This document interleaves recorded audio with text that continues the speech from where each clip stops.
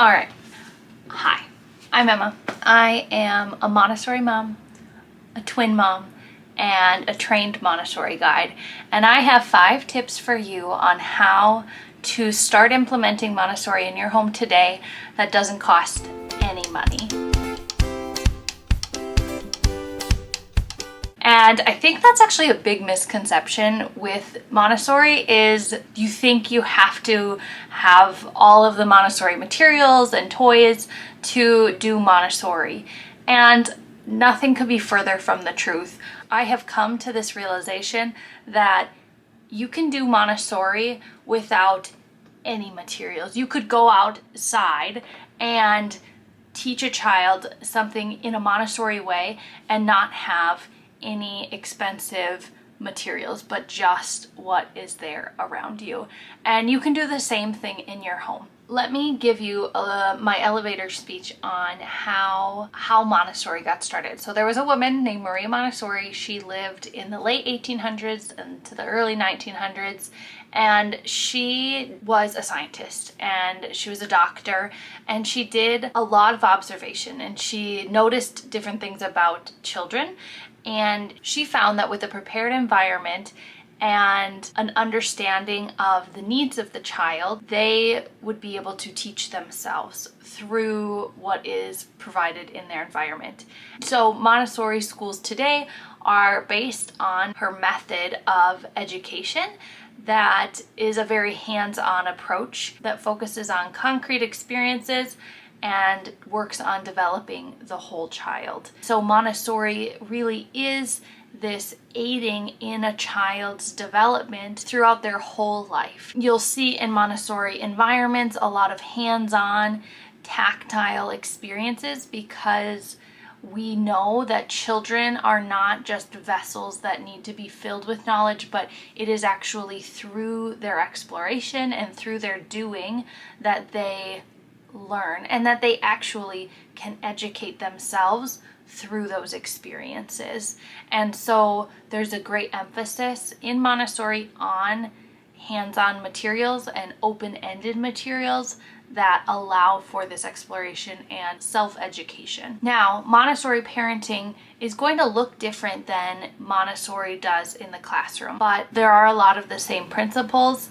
We can just apply them a little bit differently. So in our Montessori homes, one thing you can do, again, I'm going to give you 5 tips on how you can start Montessori today in your home without spending a dime. And so stick around till the end because my 5th tip is probably one of my favorite tips for you. So the first one is to prepare your environment. In Montessori, we call our space the prepared environment. And this is a big work, and so you can start just in small ways by thinking about what are the needs of your child. So you could think about what is their size. Are there things that they could have access to? So we can have maybe low shelving. You don't need to go out and buy a shelf. You could simply use the bottom shelf of a bookshelf or a low cabinet, one of the bottom shelves in a cabinet in the kitchen, to put some of the things that they could have access to, their toys, maybe their dishes for meals. We could also think about preparing their bedroom environment by having their clothing accessible to them. So maybe in their closet, make some clothing options available at a smaller level. You can check out over on my blog, I'll put it in the description box below, my Montessori wardrobe that I made from an IKEA shelf. And this is a great way to support independence. Again, if you don't have the money to spend doing that, not necessary. You can find ways to make your child's things accessible to them and prepare the space with their needs in mind. And that's a powerful tool and my first tip on how you could start Montessori in your home today. My second tip on starting Montessori in your home is you. You are the prepared adult, or you are working towards being a prepared adult. Dr. Montessori talks about this transformation of the adult, that we need to rid ourselves of pride and anger and be clothed with humility. And this is hard work, and this is ongoing work. This is a daily working of preparing ourselves to meet the needs of our children and be a guide for them, guiding them to the things that they can be doing that will help their development. This means taking time for yourself. This means maybe waking up before your children and having some quiet time so that when they wake up, you are ready to support them and meet their needs. So whatever it is that will help prepare you to be that humble, peaceful, and kind, respectful adult is the things that you can be doing today to be able to live out Montessori more in your home, if that's a desire of yours. Now, my third tip on how you can start Montessori in your home is starting to implement freedom and responsibility, or freedom with limits. And maybe you're doing this and that's wonderful, or maybe there's a few things that need to be kind of reined in and tightened up just a little bit. A misconception in Montessori is that children can do whatever they want, and that is not true. In Montessori, we are preparing children for the real world, and so it's part of our job to help them to understand how the world works and guide them in those things that are expected of them. Manners, courtesy, respect, love, kindness, all of those things are part of our job as the adult. Let me give you an example. If a child is using a toy inappropriately, maybe they're using it to throw or to hit, that is not the intended purpose for that material. And so we may go to that child, our child, and say, we don't use that like that. I am going to put that away. You could try this again later. And then we take the object away. Here we have been respectful, we have been clear, and we have set that limit. And we'll need to continue to do this for the days to come. One thing I love about Montessori is that Dr. Montessori saw that children are so capable. And that means that with that great level of capabilities comes a great level of responsibility. And it's our job as the adult to hold that balance of freedom and responsibility, or setting those respectful and kind limits and boundaries, because we know what the child is capable of. That's my tip for you, kind of just working towards setting some of those limits in your home with love and respect. Now, my fourth tip of how you can start Montessori in your home today is finding ways to support independence. The cry of young children is, help me to help myself. We know that children learn through experience, and they are learning so many things.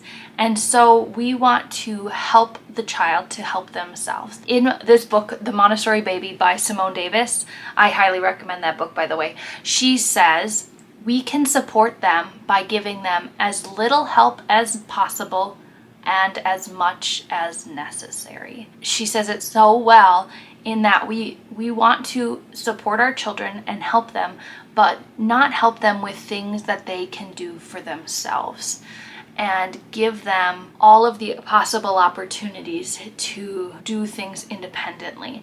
You know, there's that fine line of struggle and joyful struggle, and we're going to offer the help when it's truly needed. And Dr. Montessori will say this: any help that is not necessary is a hindrance. And I saw this to be true in my classroom, and I see it to be true in my home. When we do something for a child in which they can do for themselves, we are not helping them. Even though the thing that we are doing might seem helpful, we are actually possibly hurting their development in doing things that they can do for themselves. And that's part of our preparation as an adult to be ready to support children, but also recognize when maybe it's not our time to help. We are just maybe offering some encouragement to them in the tasks that they are doing, because we want to create and raise up these capable, independent children. And that's where we have to look back at ourselves and see, am I the obstacle to them doing this thing right now? Am I impatient? Am I in a rush? I think I could just do it better, so I do these things for a child in which they could do for themselves. And we won't always be able to accommodate that. Our lives are busy, they are full, but when we have those moments where we can allow the child to do some things for themselves and give them that time that it takes to do those tasks, we are giving our children such a great gift. My fifth and final tip for you implementing Montessori as a Montessori parent in your home today, and this won't cost you any money, it will just cost you some brain space to think ahead, is offering choices. Choices are such a powerful thing, especially with children, because it gives them this feeling of control over a situation when most of their life everything is just decided for them and they just kind of go along for the ride. And so by offering choices, we are supporting the autonomy of our children. And I did this all of the time in the classroom. Choices are a way to guide a child to doing the correct thing time and time again. Let me give you an example for this. Commonly, we might think to ask, what do you want for lunch? Well, that's a really big question. And maybe your child is a little bit older, they're pretty responsible, they would respond to that with an appropriate answer. However, based on my experience in the classroom, when we ask questions that are that open-ended, and we have in our mind already something that we would like the child to do, we have now set up a situation that we might not be able to honor what the child says. So that's a fine question if you are okay with honoring whatever answer your child says. So if you ask, what do you want for lunch? And they say, I want ice cream. Well, now you might be in a power struggle because ice cream is not an appropriate lunch option, and now you're in a tough situation. Instead, take a moment, open your fridge, look at what's available. Okay, you have chicken salad and you have leftover lasagna. Now, you could ask your child, it's time for lunch. We have lasagna or chicken salad. Which would you like? And they can make a choice. Maybe they could have 3 choices. And over time, by offering these choices, we're inviting them into our work and what's going on in our environment at the moment.